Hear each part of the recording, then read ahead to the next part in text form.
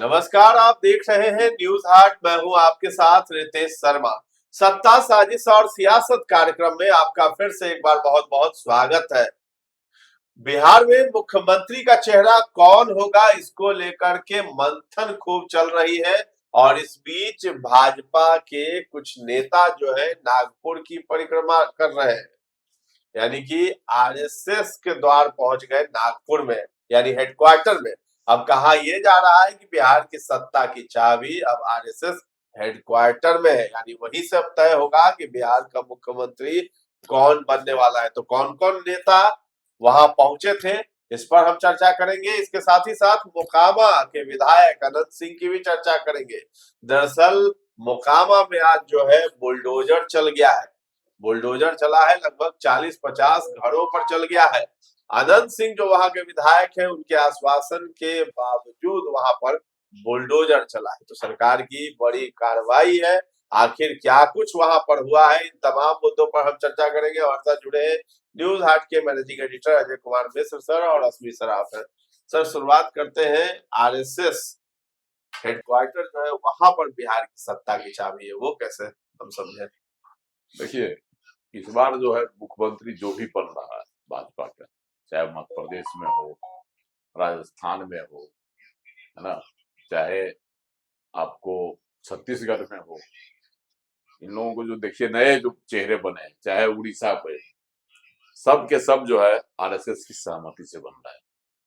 चाहे वह राष्ट्रीय अध्यक्ष भी जो बने हैं नितिन नवीन पार्टी के, आरएसएस उसमें भी आरएसएस की सहमति थी। तय हुआ है। मतलब बगैर आरएसएस के जो है भाजपा इस बार हिल नहीं रही है। इसलिए जिन लोगों को लगता है कि हम अगर नागपुर कार्यालय जाए, आशीर्वाद ले आरएसएस के बड़े नेताओं का, तो हमारा भाग्य खुल सकता है बिहार से, है ना। और यह भी तय है कि आरएसएस जिस पर मुहर लगा देगा उसी को जो है भाजपा का शीर्ष नेतृत्व जो है मंजूरी देगा, उसको चुन लिया जाएगा। हाँ, उसी को देगा। ये भी लगभग तय है भाजपा में, क्योंकि भाजपा आरएसएस को छोड़कर नहीं चल सकती।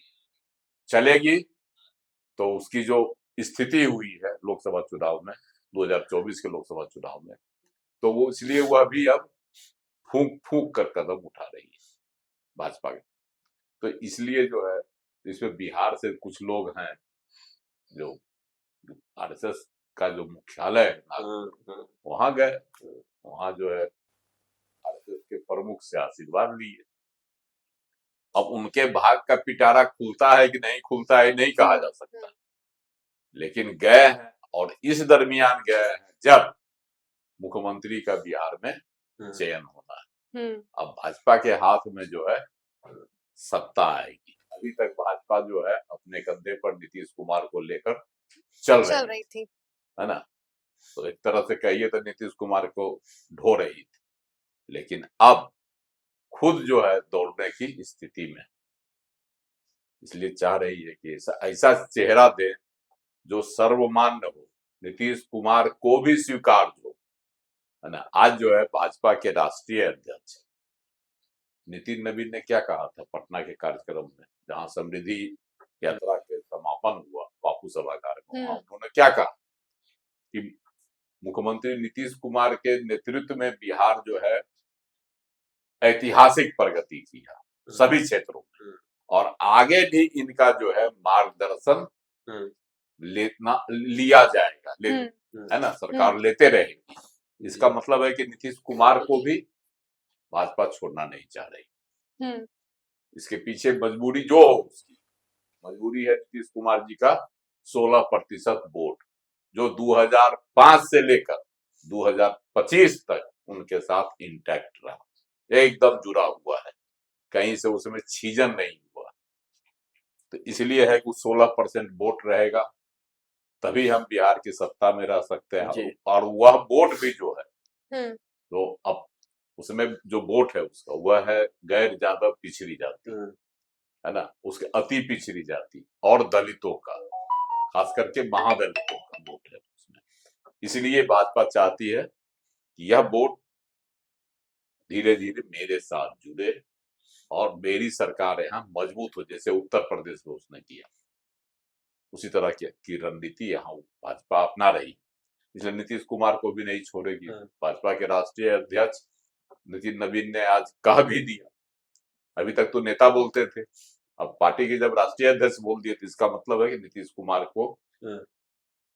कुमार की जिस पर सहमति होगी उसको ही स्वीकृति दी जाएगी भाजपा के शीर्ष नेतृत्व द्वारा। लेकिन आरएसएस की भी मंजूरी मतलब अनिवार्य है, तो इसीलिए मतलब सर आरएसएस एक अहम भूमिका निभा सकता है इसमें। आरएसएस ही निभाएगा। तो भाजपा का हाँ। सब कुछ है, हाथ पैर है, वही ना है सब। कौन नेता गए हैं वहाँ हेडक्वार्टर में? देखिए खबर आ रही है कि इसमें एक संजीव चौरसिया गया है, वह जो है दीघा से विधायक है, पहले भी जीते थे, तो वह भी गया है, मिले हम जाकर लोगों से, है ना। तो हो सकता है क्योंकि वह एक जो है संघी परिवार से आते हैं, उनके पिताजी थे गंगा प्रसाद पिताजी हैं, वह भी है सक्रिय कार्यकर्ता रहे थे संघ के, गवर्नर भी उनको बनाया गया था, तो उनका एक है पहले यहाँ जो है आरएसएस के बड़े बड़े नेता चाहे भाजपा के उनके यहाँ ठहरते थे, एक खाजपुरा, पटना के खाजपुरा उनका मकान है, तो उनका जुड़ाव रहा है एकदम, तो उनके पिताजी का ही जुड़ाव रहा है, इसलिए वो गए थे नागपुर। उनका भी नाम जो है, जो नाम जिन 1 दर्जन से अधिक नाम, उन नामों में संजीव चौरसिया का भी नाम था सीएम पेश को लेकर। तो आप देखिए आशीर्वाद लेने गए थे, आशीर्वाद मिला कि नहीं मिला वो तो पता चलेगा जब परिणाम आएगा, रिजल्ट आ जाएगा, तभी तो पता चलेगा कि कौन पास किया कौन फेल किया। अभी तो सीएम का रिजल्ट आना बाकी है, अभी तो कैंडिडेट लोग हैं, तो कैंडिडेट का नाम उछल रहा है कि ई है। तो सम्राट चौधरी को तो लोग कहता है कि मुख्यमंत्री का आशीर्वाद, समृद्धि यात्रा में जहां जहां गए हैं लगभग सभी जगहों पर इनके कंधा पर हाथ रखे हैं, पीठ थपथपाए हैं सम्राट चौधरी का। आज पटना में भी बापू सभागार में भी सम्राट चौधरी के कंधा पर हाथ रखे हुए थे और इधर नितिन नवीन के कंधा पर भी। कल तो सब विजय कुमार सिन्हा पे ही हाथ के पीठ पे हाथ रख दिया था। चरण से लेकर ये जो अभी शुरू हुआ राज्यसभा के नाम होली के बाद कहिए, तो इस यात्रा के बाद से लेकर और जो समापन हुआ पटना में वहां तक रखे हैं हाथ, बीच बीच में कई जगह विजय कुमार सिन्हा के पीठ पर भी हाथ रखे। कल भी उन्होंने बक्सर में रखा था, इधर आपको लखीसराय में भी, तो यह भी तस्वीर आते रही है, लेकिन सम्राट चौधरी को भूलते नहीं, कहीं पर याद करके आज समापन के दिन पर भी आशीर्वाद दे ही दी। अब देखिए उसके बाद एक रमानी साहब गई, वो भी गई है, वो भी विधायक बनी है, पहली बार बनी है, वो भी मिलने गई थी, हेडक्वार्टर गई। वह अजय निषाद की पत्नी है। अजय निषाद पहले भाजपा के सांसद हुआ करते थे मुजफ्फरपुर से, है ना। इस बार रमा निषाद शायद जीती है और आइस, है ना, तो वो जीती है भाजपा के टिकट पर,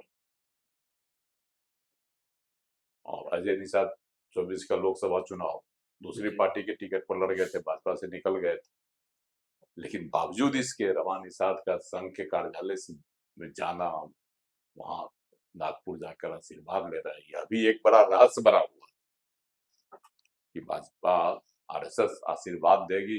हालांकि उनके कैप्टन जय नारायण निषाद भी भाजपा से थे, जुड़ाव इन लोगों का भाजपा से रहा है, ऐसा नहीं है, बीच में भले भटकाव हो गया था अजय निषाद का, लेकिन जुड़ाव रहा है जी। तो रमा निषाद का जाना भी एक मायने रखता है, क्योंकि महिला में नाम आता है, महिला का भी नाम आ रहा है कि आरएसएस जो है महिला के नामों पर भी विचार कर सकता है। तो और तीसरे है प्रेम कुमार, विधानसभा के अध्यक्ष हैं, वो अभी गए थे नागपुर, गए वहां मिले सबों से मिलकर आए। नाम तो इनका भी उछला था, क्योंकि अति पिछड़ा समाज से आते हैं, हुआ था कि इनको भी बना सकती है भाजपा जी।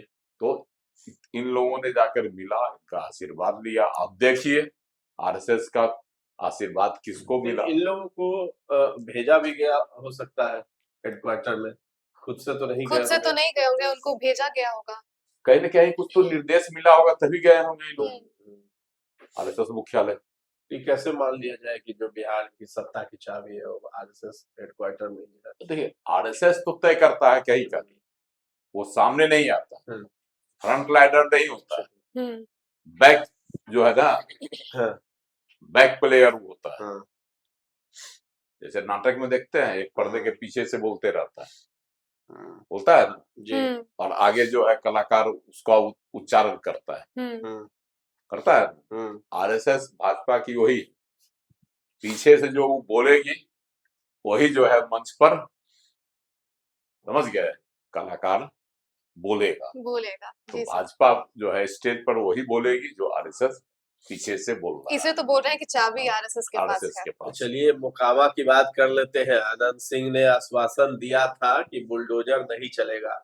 रेलवे की एक कॉलोनी है 40 क्वार्टरों वाली, वहां पर बुलडोजर चल गया है। रेलवे तो जब इनके अधिकार क्षेत्र में नहीं आता है, वहां अगर इनकी नहीं सुनी जाती है तो फिर इन्होंने आश्वासन क्यों दिया आनंद सिंह ने? देखिए रेलवे का जो क्वार्टर है ना जी, वह क्वार्टर अवैध रूप से कहा जा रहा है कि वहां लोग रह रहे थे, अवैध रूप से लोग वहां रह रहे थे और रेलवे प्रशासन जो है उस क्वार्टर को खाली करने का आदेश दे दिया था।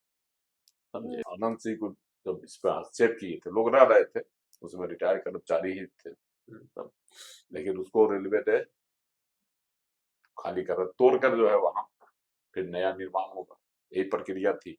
तो 3 महीना रहने का आश्वासन दिया था आनंद सिंह, जब उसमें हस्तक्षेप किए थे तो उनको आश्वासन मिला था कि 3 महीना रहेगा, नहीं खाली करना पड़ेगा, लेकिन लोग नहीं खाली कर रहे थे तो रेलवे प्रशासन उसको तोड़ दिया। तो इन्होंने आनंद सिंह ने दिया, लेकिन रेलवे विभाग का जब फरमान आया तो उसको कौन रोकेगा, प्रशासन, क्योंकि उसकी संपत्ति है तो खाली करवाएगा ही। तो वो खाली करवाया, उसको तोड़ने के लिए बुलडोजर चल गया था। आनंद सिंह अब आए तौबा कर रहे हैं, बिहार सरकार का तो प्रोजेक्ट है नहीं, रेल प्रशासन ही ने उस पर रोक लगाएगा। रेलवे की जमीन है तो क्वार्टर भी था, पुराना क्वार्टर था पहले से, उसमें रिटायर्ड कर्मचारी ज्यादा रह रहे थे, इसलिए उसको खाली करवाने की प्रक्रिया की गई। अब आनंद सिंह कहाँ तक गुहार लगाते हैं, कहाँ तक उन लोगों को संरक्षण देते हैं। अब तो चल गया, चल गया। अब तो एक ही उपाय है कि वही अपने आवास पर बुला ले, वहीं पर रखे, सबको खूब खिलाए पिलाए 3-4 महीने। ऐसा नहीं होता, बिहार में क्या था निरीक्षण और ये सब जो था ना, ये पहले से प्रक्रिया अपनाई गई होगी। उन्होंने निरीक्षण भी किया था इन्होंने केवल मौखिक रूप से आश्वासन तो, लेकिन एक तरीके से देखा जाए तो इनके ईगो को भी तो ये चीज हर्ट किया होगा, क्योंकि अभी जेल से बाहर निकलने के बाद पेट्रोल पंप तक, सूरज भान के जो पेट्रोल पंप था वहां पे पूरा एकदम पैदल ही गए थे, पूरा नारेबाजी हुई थी, और फिर यहाँ हस्तक्षेप किए ये रेलवे वाले मामले में, फिर भी बुलडोजर चल गया।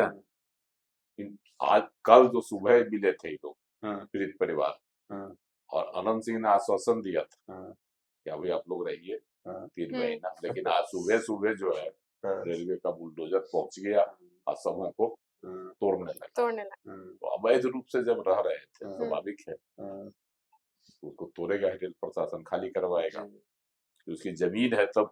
तो आनंद सिंह जो आश्वासन किस आधार पर दे दिए, कल ही तो सब मिला था, कल ही सब मिला था, किस आधार पर आश्वासन दे दिए, रेलवे की जमीन पर है अवैध तरीके से, तो स्वाभाविक है कि खाली करवाएगी रेलवे। आनंद सिंह को एक धक्का जो कहिए तो लग गया, आश्वासन जो है अपने लोगों के बीच में दे दिए। 40 वहां कितना परिवार, 40 परिवार अगर रहता था तो वहां कम से कम मान के चलिए 200 आदमी प्रभावित हो गया इससे। इसके साथ ही साथ हम चर्चा कर लेंगे पटना से जो झारखंड के लिए जाती है वंदे भारत ट्रेन, काफी ज्यादा चर्चा में रहती है। उसका खाना, सीटिंग जो कैपेसिटी है और बैठने की व्यवस्था है, ये सब बहुत ज्यादा चर्चा में रहती है, तेज रफ्तार के लिए जानी जाती है।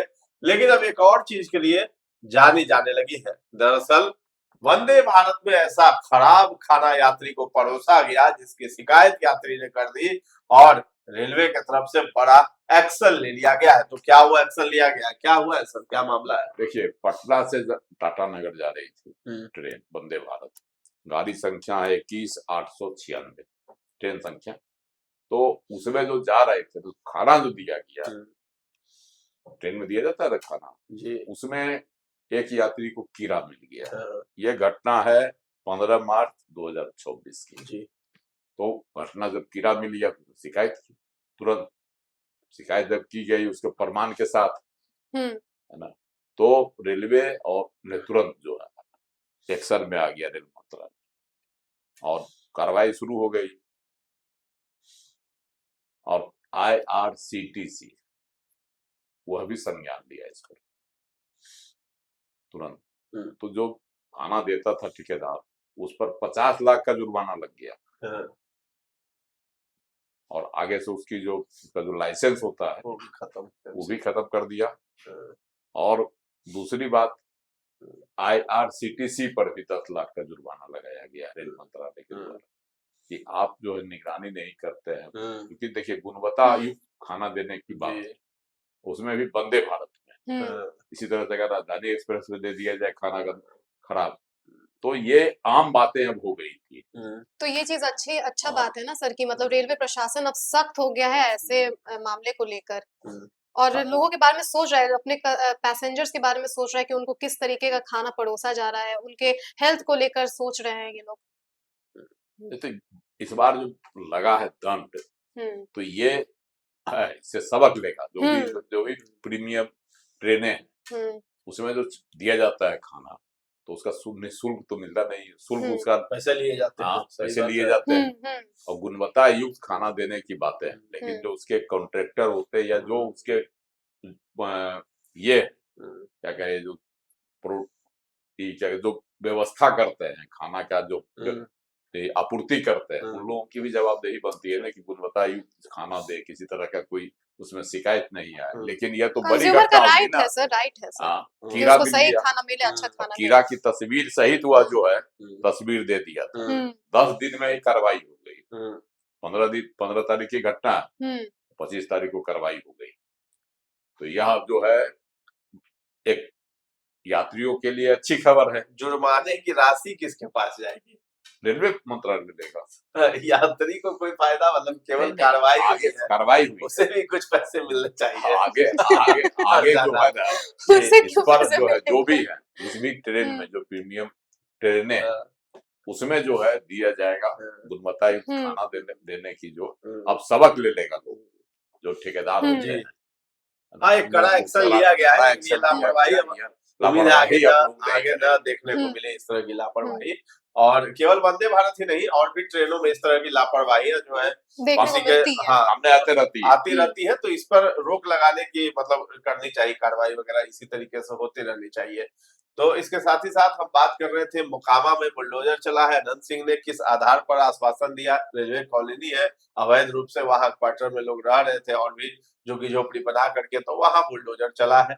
इसके साथ ही साथ हम बात कर रहे थे कि आरएसएस हेडक्वार्टर में बिहार की सत्ता की चाबी है, तो वो कैसे, उस पर हमने विचार विमर्श किया है। तो आपको कैसा लगा है ये कार्यक्रम, हमें कमेंट में जाकर जरूर बताइएगा। और हमारे चैनल को अभी तक आपने सब्सक्राइब नहीं किया है तो जरूर कर लें। धन्यवाद।